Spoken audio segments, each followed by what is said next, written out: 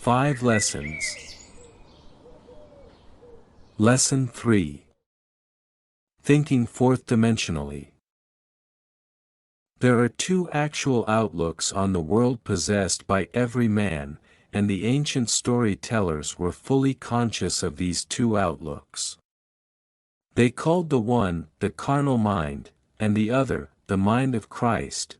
We recognize these two centers of thought in the statement, "The natural man receiveth not the things of the Spirit of God, for they are foolishness unto him, neither can he know them, because they are spiritually discerned." 1 Corinthians 2 verse 14, to the natural mind, reality is confined to the instant called now. This very moment seems to contain the whole of reality, everything else is unreal. To the natural mind, the past and the future are purely imaginary. In other words, my past, when I use the natural mind, is only a memory image of things that were. And to the limited focus of the carnal or natural mind, the future does not exist. The natural mind does not believe that it could revisit the past and see it as something that is present, something that is objective and concrete to itself, neither does it believe that the future exists. To the Christ mind, the spiritual mind, which in our language we will call the fourth-dimensional focus, the past, the present, and the future of the natural mind are a present whole. It takes in the entire array of sensory impressions that man has encountered, is encountering, and will encounter.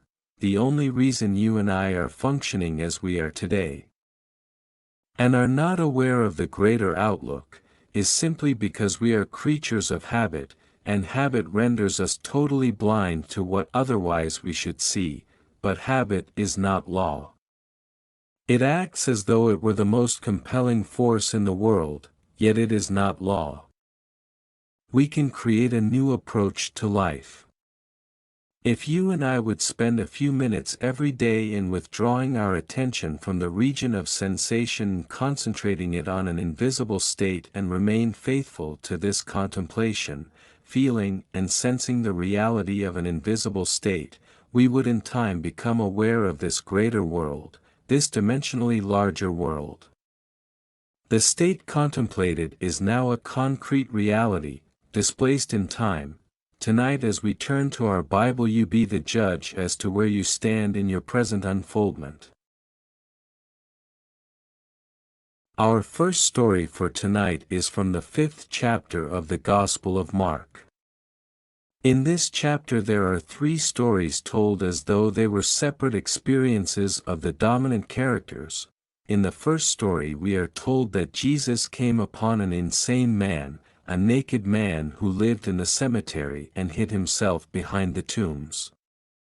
This man appealed to Jesus not to cast out the devils that bedeviled him, but Jesus said unto him, "Come out of the man, thou unclean spirit."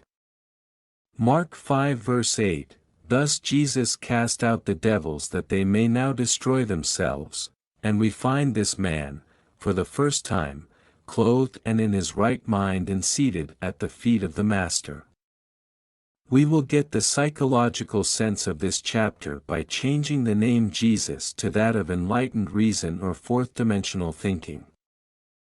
As we progress in this chapter, we are told that Jesus now comes upon the high priest whose name is Jairus, and Jairus the high priest of the synagogue has a child who is dying.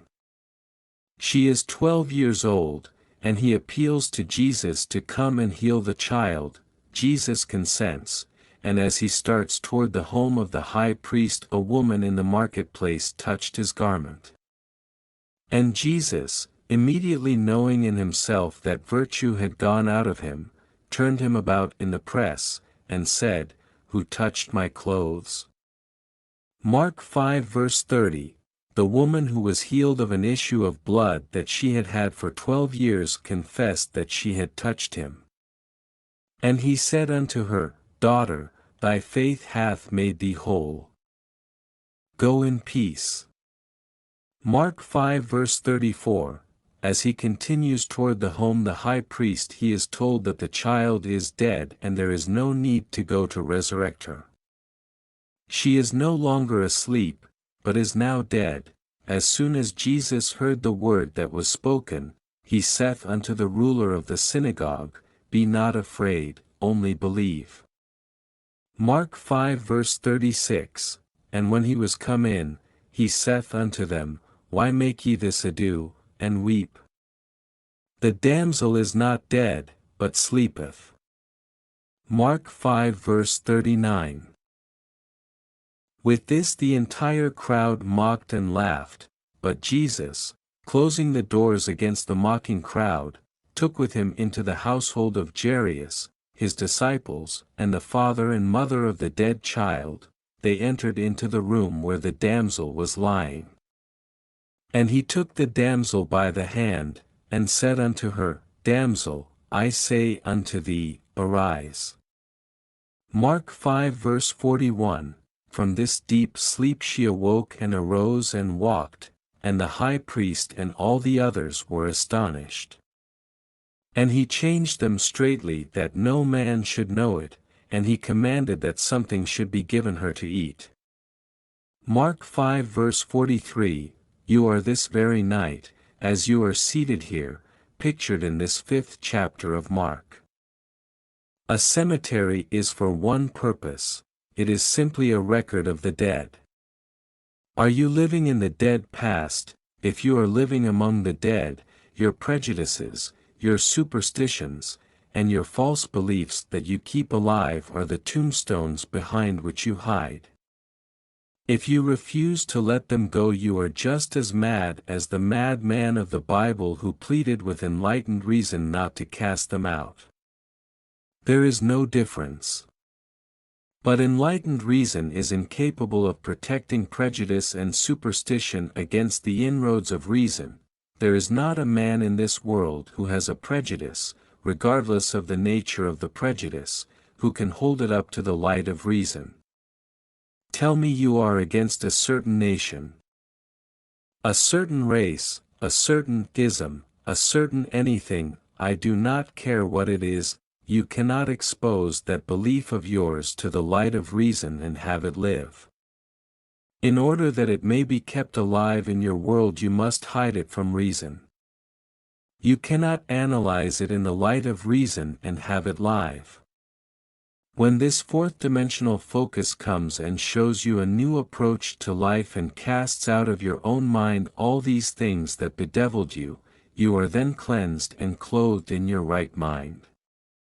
And you sit at the foot of understanding, called the feet of the Master. Now clothed and in your right mind you can resurrect the dead. What died? The child in the story is not a child. The child is your ambition, your desire, the unfulfilled dreams of your heart. This is the child housed within the mind of man. For as I have stated before, the entire drama of the Bible is a psychological one. The Bible has no reference at all to any person who ever existed, or any event that ever occurred upon earth. All the stories of the Bible unfold in the minds of the individual man. In this story Jesus is the awakened intellect of man. When your mind functions outside of the range of your present senses, when your mind is healed of all the former limitations, then you are no longer the insane man. But you are this presence personified as Jesus, the power that can resurrect the longings of the heart of man. You are now the woman with the issue of blood. What is this issue of blood? A running womb is not a productive womb. She held it for 12 years, she was incapable of conceiving. She could not give form to her longing because of the running of the issue of blood. You are told her faith closed it. As the womb closes, it can give form to the seed or idea. As your mind is cleansed of your former concept of self, you assume you are what you want to be, and remaining faithful to this assumption, you give form to your assumption or resurrect your child. You are the woman cleansed of the issue of blood. And you move towards the house of the dead child. The child or state you desired is now your fixed concept of yourself. But now, having assumed that I am what formerly I desired to be, I cannot continue desiring what I am conscious of being. So I do not discuss it. I talk to no one concerning what I am. It is so obvious to me that I am what I wanted to be that I walk as though I were. Walking as though I am what formerly I wanted to be, my world of limited focus does not see it and thinks I no longer desire it. The child is dead within their world, but I, who know the law, say, the child is not dead. The damsel is not dead, she but sleepeth. I now awaken her. I, by my assumption, awaken and make visible in my world what I assume, for assumptions if sustained invariably awaken what they affirm. I close the door. What door? The door of my senses. I simply shut out completely all that my senses reveal. I deny the evidence of my senses. I suspend the limited reason of the natural man and walk in this bold assertion that I am what my senses deny, with the door of my senses closed. What do I take into that disciplined state? I take no one into that state but the parents of the child and my disciples. I close the door against the mocking, laughing crowd. I no longer look for confirmation. I completely deny the evidence of my senses, which mock my assumption and do not discuss with others whether my assumption is possible or not, who are the parents. We have discovered that the father-mother of all creation is man's I amness. Man's consciousness is God. I am conscious of the state. I am the father-mother of all my ideas and my mind remains faithful to this new concept of self. My mind is disciplined. I take into that state the disciples, and I shut out of that state everything that would deny it. Now the child, unaided by a man, is resurrected. The condition which I desired and assumed that I had, becomes objectified within my world and bears witness to the power of my assumption. You be the judge, I cannot judge you.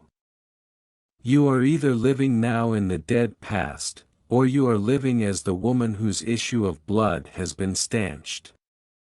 Could you actually answer me if I asked you the question? Do you believe now that you, without the assistance of another, need only assume that you are what you want to be, to make that assumption real within your world? Or do you believe that you must first fulfill a certain condition imposed upon you by the past, that you must be of a certain order, or a certain something?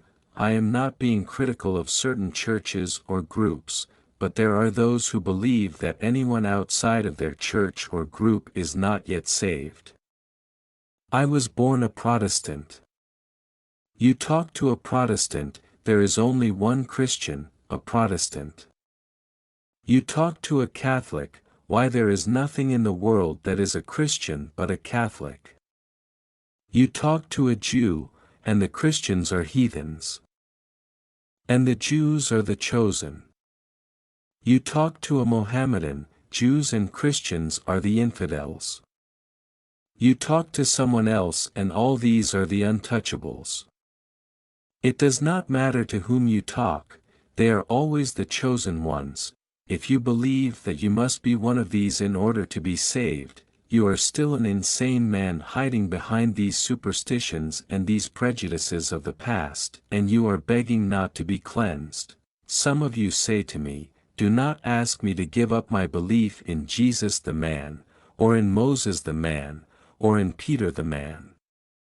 When you ask me to give up my belief in these characters, you are asking too much. Leave me these beliefs because they comfort me. I can believe that they lived upon earth and still follow your psychological interpretation of their stories. I say, come out of the dead past. Come out of that cemetery and walk, knowing that you and your Father are one, and your Father, who men call God, is your own consciousness. That is the only creative law in the world. Of what are you conscious of being? Although you cannot see your objective with the limited focus of your three-dimensional mind, you are now that which you have assumed you are. Walk in that assumption and remain faithful to it.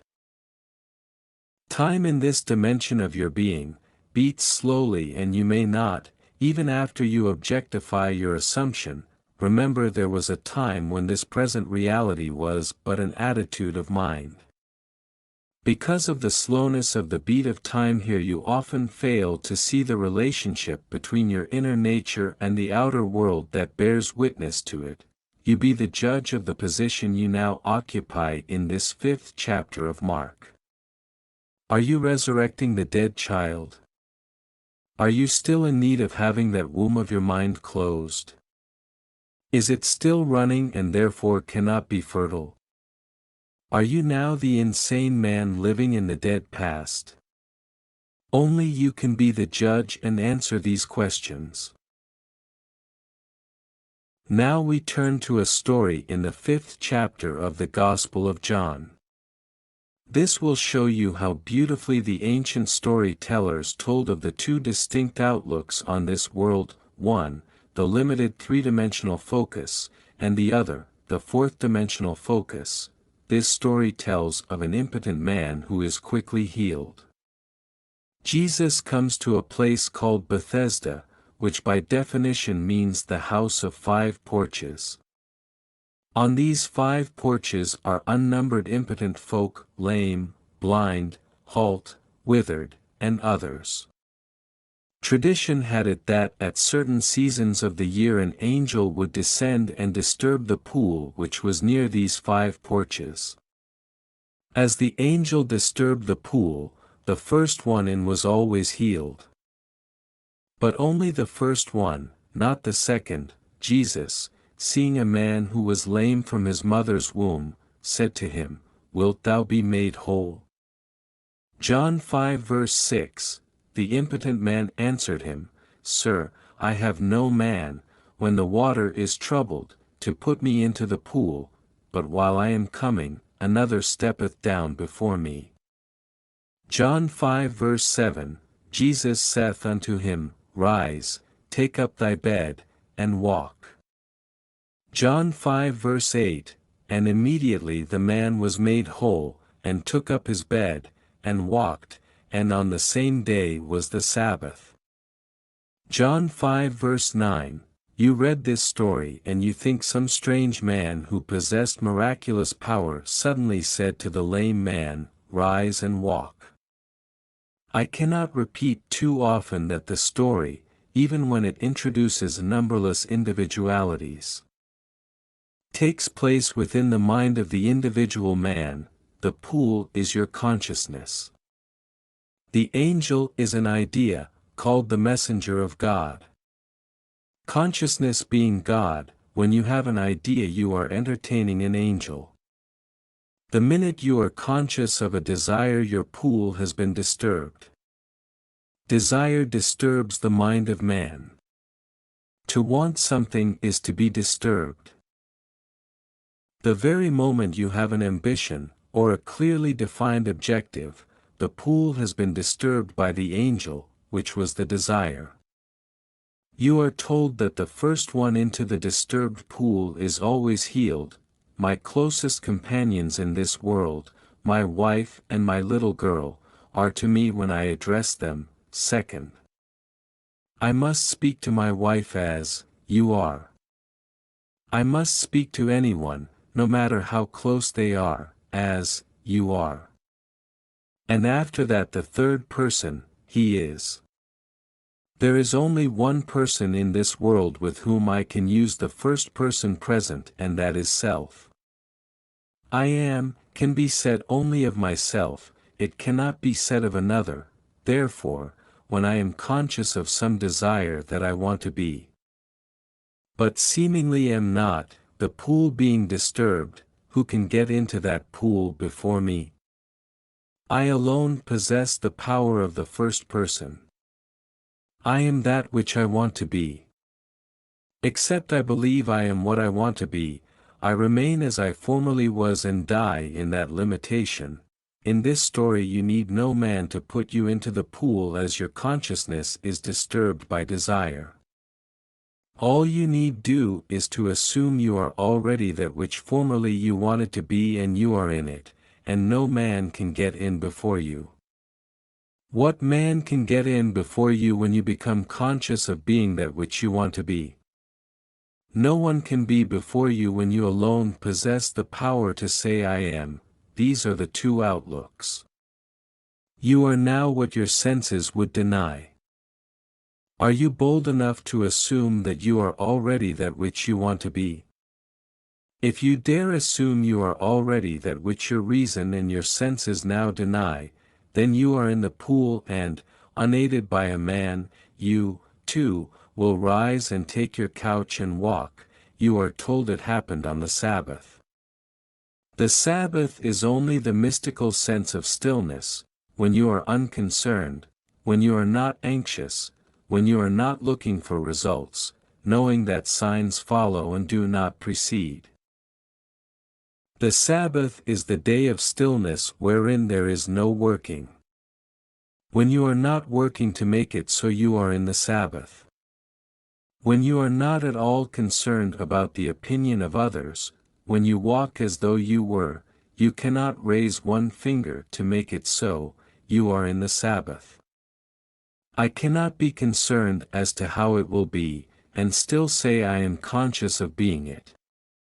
If I am conscious of being free, secure, healthy, and happy, I sustain these states of consciousness without effort or labor on my part.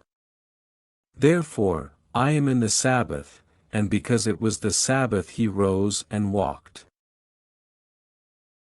Our next story is from the 4th chapter of the Gospel of John, and it is one you have heard time and time again.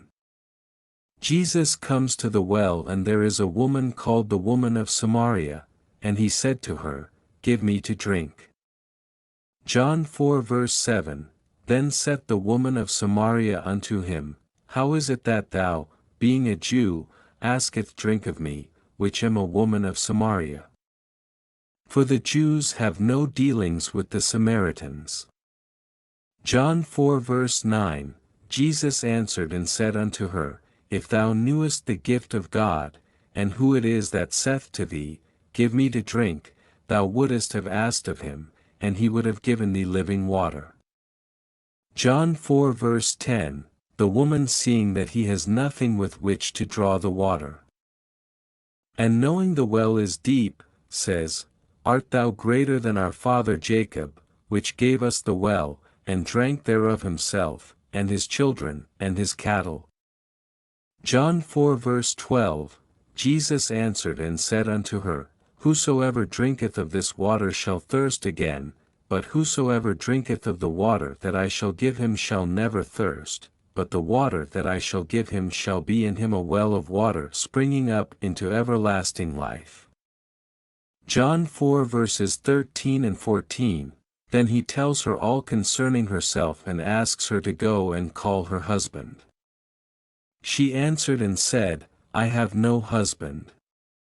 John 4 verse 17, Jesus said unto her, Thou hast well said, I have no husband, for thou hast had 5 husbands. And he whom thou now hast is not thy husband.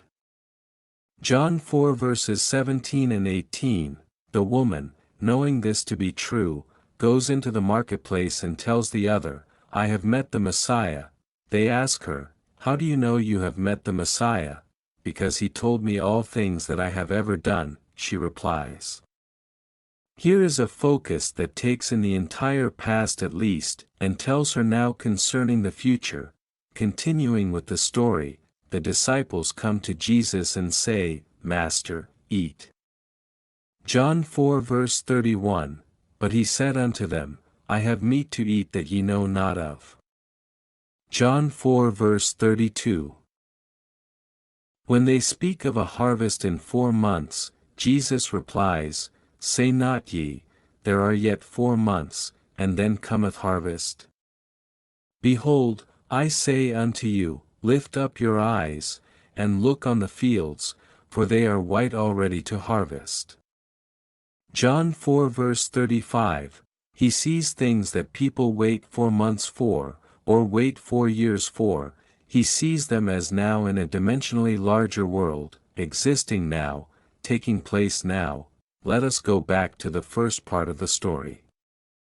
The woman of Samaria is the 3-dimensional you, and Jesus at the well is the 4th-dimensional you. The argument starts between what you want to be, and what reason tells you that you are. The greater you tells you that if you would dare assume you are already what you want to be, you would become it. The lesser you, with its limited focus, tells you, why you haven't a bucket, you haven't a rope, and the well is deep. How could you ever reach the depth of this state without the means to that end? You answer and say, if you only knew who asks of you to drink you would ask of him. If you only knew what in yourself is urging upon you the embodiment of the state you now seek, you would suspend your little sight and let him do it for you. Then he tells you that you have 5 husbands, and you deny it. But he knows far better than you that your 5 senses impregnate you morning, noon, and night with their limitations. They tell you what children you will bear tonight, tomorrow, and the days to come. For your 5 senses act like 5 husbands who constantly impregnate your consciousness, which is the great womb of God, and morning, noon, and night they suggest to you, and dictate to you that which you must accept as true. He tells you the one you would like to have for your husband is not your husband. In other words, the 6th has not yet impregnated you. What you would like to be is denied by these 5, and they hold the power, they dictate what you will accept as true. What you would like to accept has not yet penetrated your mind and impregnated your mind with its reality. He whom you call husband is really not your husband. You are not bearing his likeness. To bear his likeness is proof that you are his wife, at least you have known him intimately. You are not bearing the likeness of the 6th, you are only bearing the likeness of the 5. Then one turns to me and tells me all that I have ever known. I go back in my mind's eye and reason tells me that all through my life I have always accepted the limitations of my senses, I have always looked upon them as fact, and morning, noon, and night I have borne witness to this acceptance. Reason tells me I have only known these 5 from the time I was born. Now I would like to step outside the limitation of my senses, but I have not yet found within myself the courage to assume I am what these 5 would deny that I am. So here I remain, conscious of my task, but without the courage to step beyond the limitations of my senses, and that which my reason denies. He tells these, I have meat ye know not of. I am the bread that droppeth down from heaven. I am the wine. I know what I want to be, and because I am that bread I feast upon it. I assume that I am, and instead of feasting upon the fact that I am in this room talking to you and you are listening to me, and that I am in Los Angeles, I feast upon the fact that I am elsewhere and I walk here as though I were elsewhere. And gradually I become what I feast upon. Let me give you 2 personal stories. When I was a boy I lived in a very limited environment, in a little island called Barbados. Feed for animals was very, very scarce and very expensive because we had to import it. I am one of a family of 10 children and my grandmother lived with us making 13 at the table, Time and again I can remember my mother saying to the cook in the early part of the week, "I want you to put away 3 ducks for Sunday's dinner." This meant that she would take from the flock in the yard 3 ducks and coop them up in a very small cage and feed them, stuff them morning, noon, and night with corn and all the things she wanted the ducks to feast upon. This was an entirely different diet from what we regularly fed the ducks. Because we kept those birds alive by feeding them fish. We kept them alive and fat on fish because fish were very cheap and plentiful, but you could not eat a bird that fed upon fish, not as you and I like a bird. The cook would take 3 ducks, put them in a cage and for 7 days stuff them with corn, sour milk and all the things we wanted to taste in the birds. Then when they were killed and served for dinner 7 days later they were luscious, milk-fed, corn-fed birds, but occasionally the cook forgot to put away the birds, and my father, knowing we were having ducks, and believing that she had carried out the command, did not send anything else for dinner, and 3 fish came to the table. You could not touch those birds for they were so much the embodiment of what they fed upon. Man is a psychological being, a thinker. It is not what he feeds upon physically, but what he feeds upon mentally that he becomes. We become the embodiment of that which we mentally feed upon. Now those ducks could not be fed corn in the morning and fish in the afternoon and something else at night. It had to be a complete change of diet. In our case we cannot have a little bit of meditation in the morning, curse at noon, and do something else in the evening. We have to go on a mental diet. For a week we must completely change our mental food.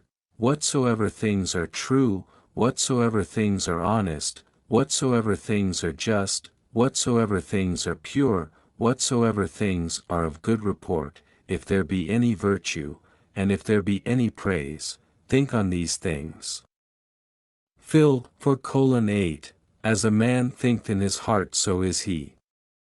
If I could now single out the kind of mental food I want to express within my world and feast upon it, I would become it. Let me tell you why I am doing what I am doing today.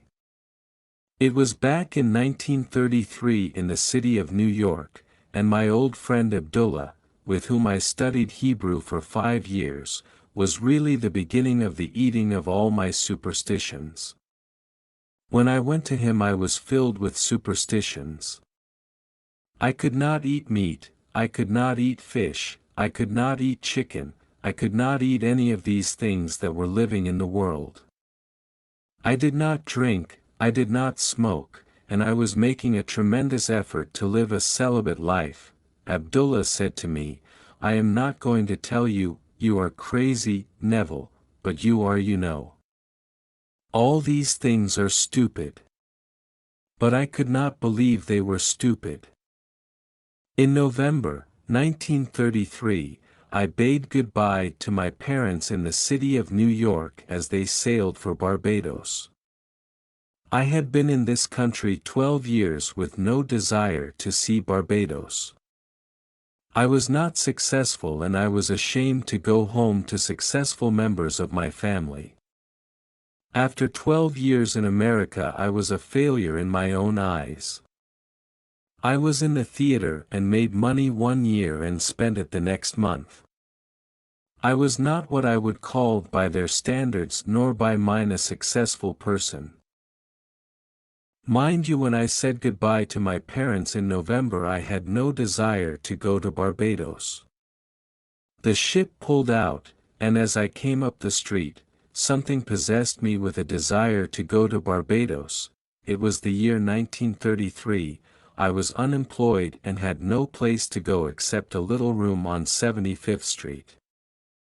I went straight to my old friend Abdullah and said to him, the strangest feeling is possessing me.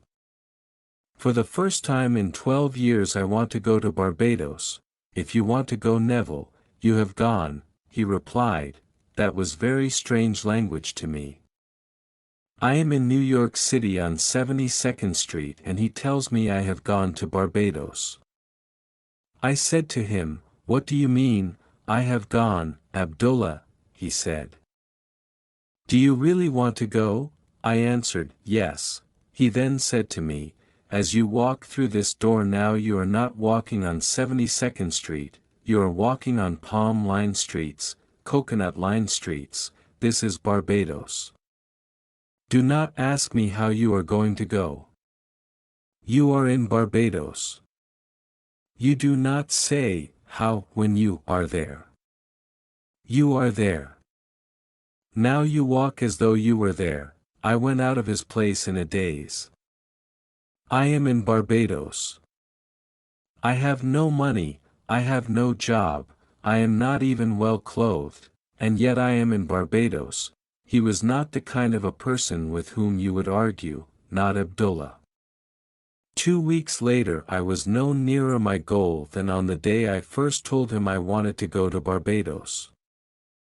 I said to him, I trust you implicitly, but here is one time I cannot see how it is going to work. I have not one penny towards my journey." I began to explain. You know what he did. He was as black as the ace of spades, my old friend Abdullah, with his turbaned head.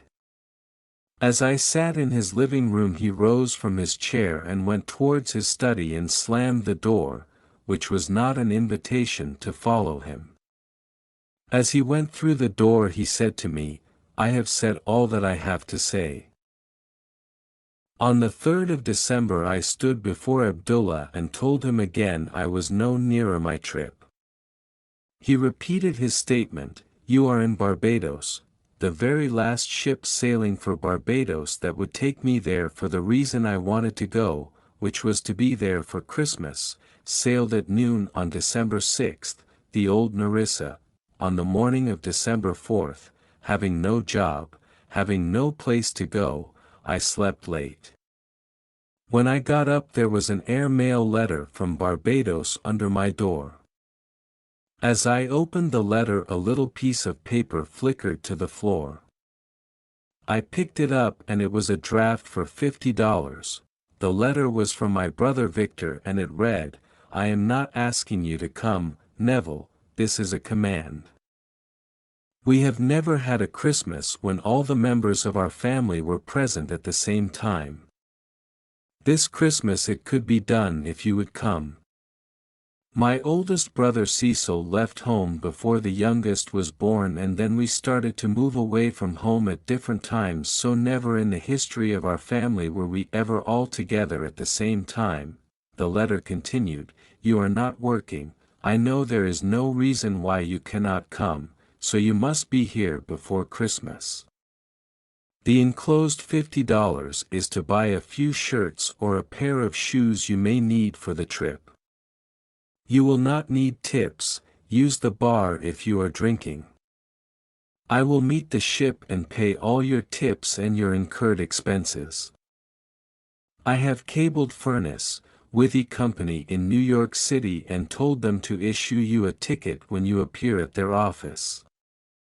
The $50 is simply to buy some little essentials. You may sign as you want aboard the ship. I will meet it and take care of all obligations." I went down to Furnace, Withy Company with my letter and let them read it. They said, "We received the cable Mr. Goddard, but unfortunately we have not any space left on the December 6th sailing. The only thing available is third class between New York and St. Thomas. When we get to St. Thomas we have a few passengers who are getting off. You may then ride LST class from St. Thomas to Barbados. But between New York and St. Thomas you must go third class, although you may have the privileges of the LST class dining room and walk the decks of the first class." I said, "I will take it." I went back to my friend Abdullah on the afternoon of December 4th and said, "It worked like a dream." I told him what I had done. Thinking he would be happy, Do you know what he said to me? He said, "Who told you that you are going third class? Did I see you in Barbados, the man you are, going third class? You are in Barbados and you went there first class." I did not have one moment to see him again before I sailed on the noon of December 6th. When I reached the dock with my passport and my papers to get aboard that ship, the agent said to me, "We have good news for you, Mr. Goddard. There has been a cancellation and you are going first class." Abdullah taught me the importance of remaining faithful to an idea and not compromising. I wavered, but he remained faithful to the assumption that I was in Barbados and had traveled first class. Now back to the significance of our two Bible stories. The well is deep and you have no bucket, you have no rope. It is 4 months to the harvest and Jesus says, "I have meat to eat ye know not of." I am the bread of heaven. Feast on the idea, become identified with the idea as though you were already that embodied state. Walk in the assumption that you are what you want to be. If you feast on that and remain faithful to that mental diet, you will crystallize it. You will become it in this world. When I came back to New York in 1934, after 3 heavenly months in Barbados, I drank, I smoked, and did everything I had not done in years. I remembered what Abdullah had said to me. After you have proven this law, you will become normal, Neville. You will come out of that graveyard, you will come out of that dead past where you think you are being holy. For all you are really doing, you are being so good, Neville, you are good for nothing. I came back walking this earth a completely transformed person.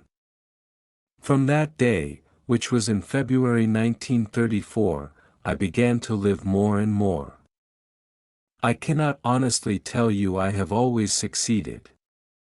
My many mistakes in this world, my many failures would convict me if I told you that I have so completely mastered the movements of my attention that I can at all times remain faithful to the idea I want to embody, but I can say with the ancient teacher, although I seem to have failed in the past, I move on and strive day after day to become that which I want to embody in this world.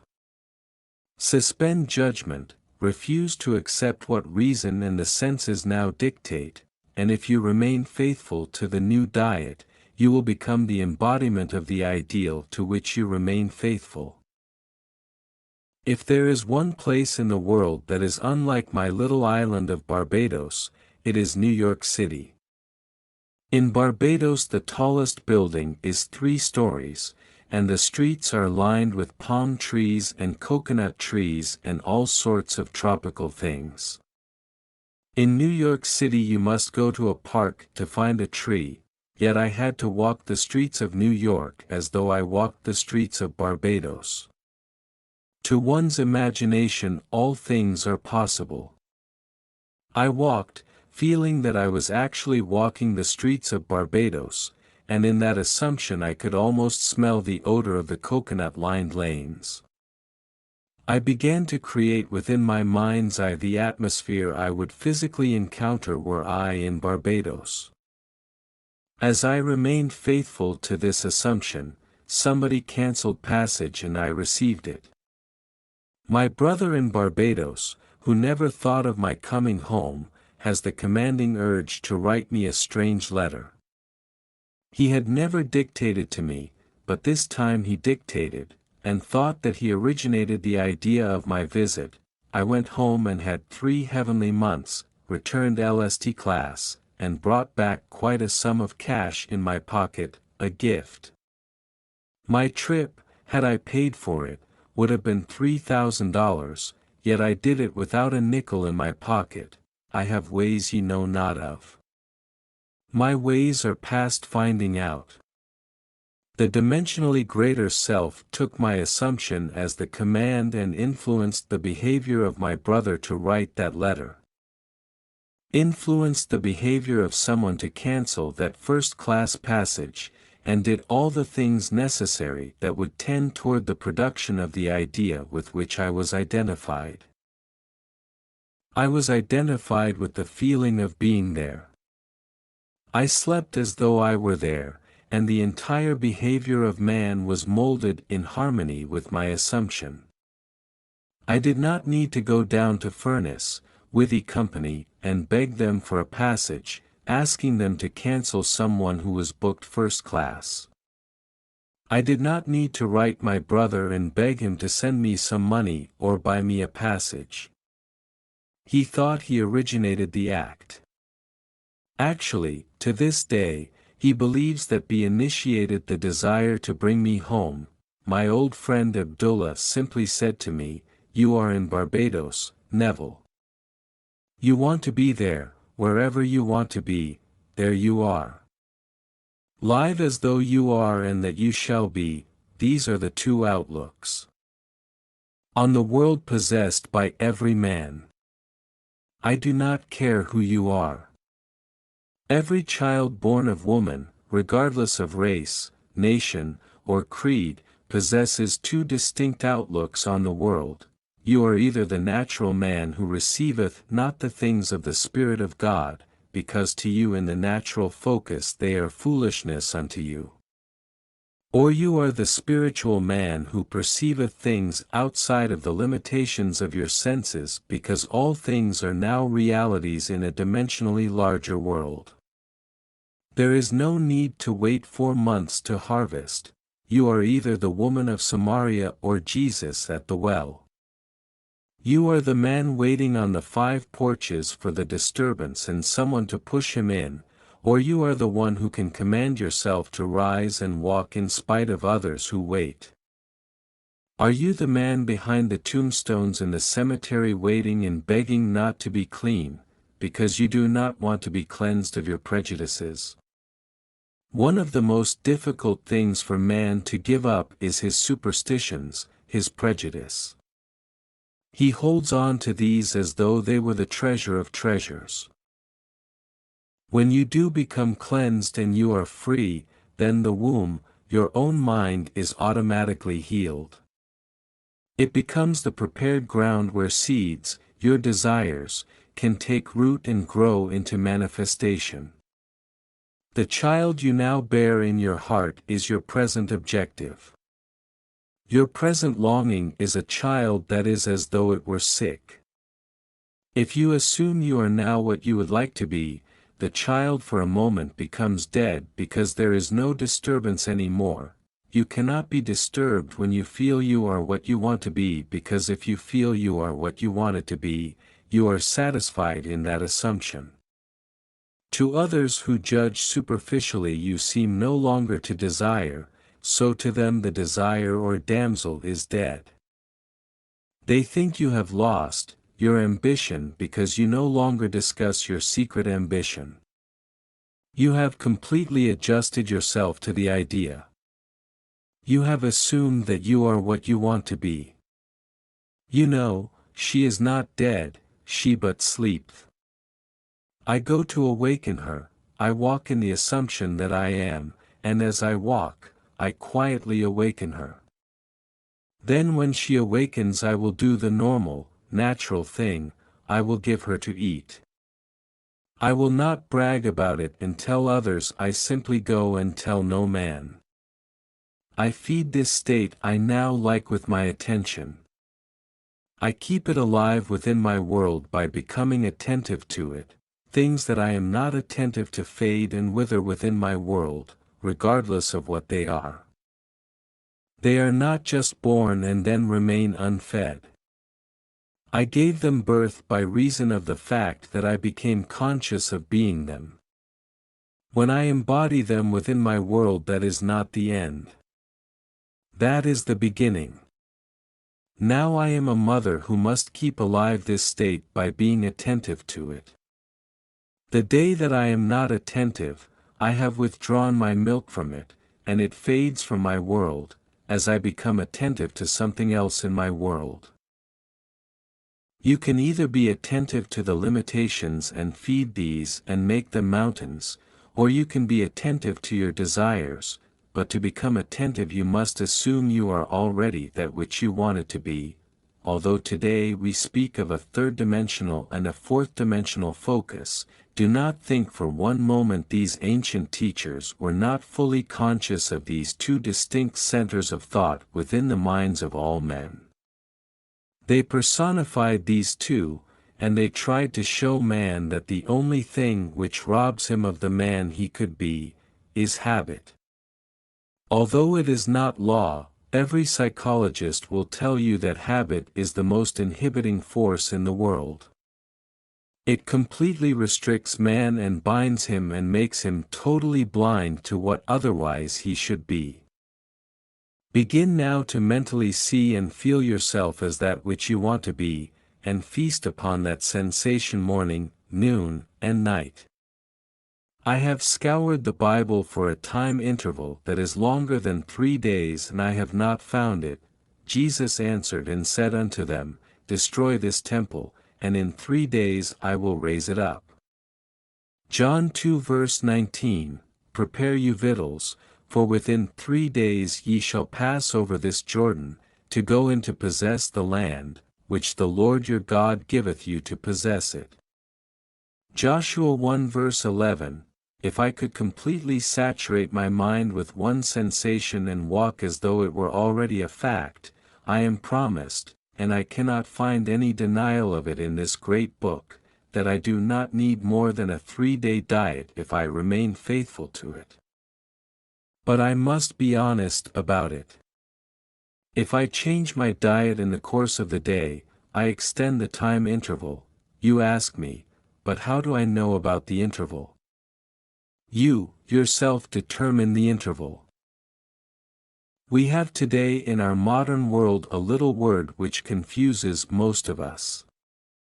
I know it confused me until I dug deeper. The word is action. Action is supposed to be the most fundamental thing in the world. It is not an atom, it is more fundamental. It is not a part of an atom like an electron, it is more fundamental than that. They call it the fourth-dimensional unit. The most fundamental thing in the world is action. You ask, what is action? Our physicists tell us that it is energy multiplied by time.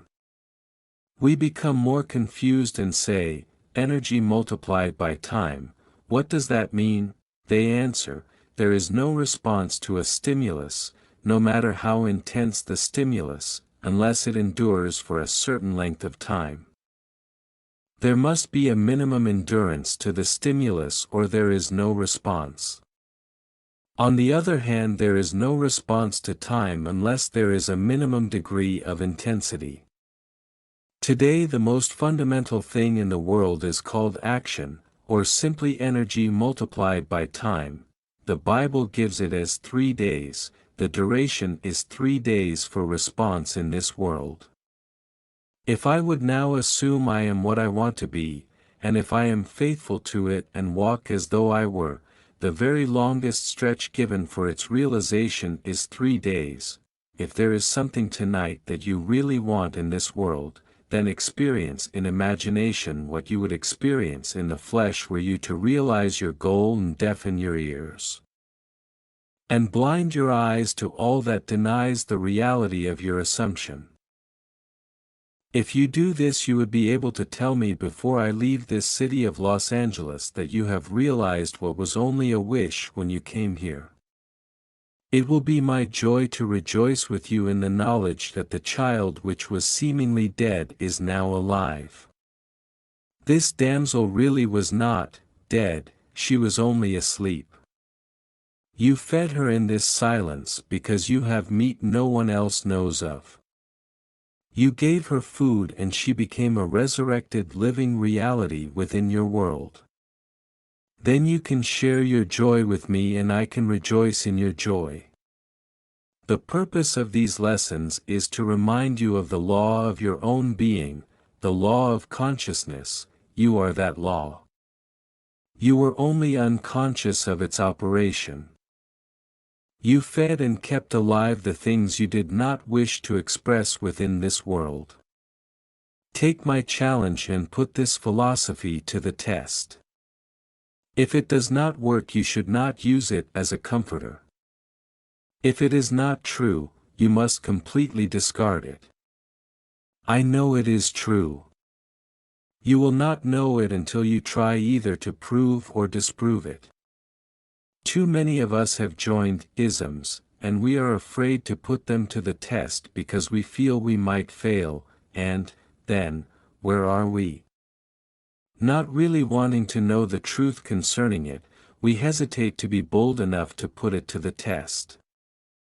You say, I know it would work in some other way. I do not want to really test it. While I have not yet disproved it, I can still be comforted by it. Now do not fool yourself, do not think for 1 second that you are wise. Prove or disprove this law. I know that if you attempt to disprove it, you will prove it, and I will be the richer for your proving it, not in dollars, not in things, but because you become the living fruit of what I believe I am teaching in this world.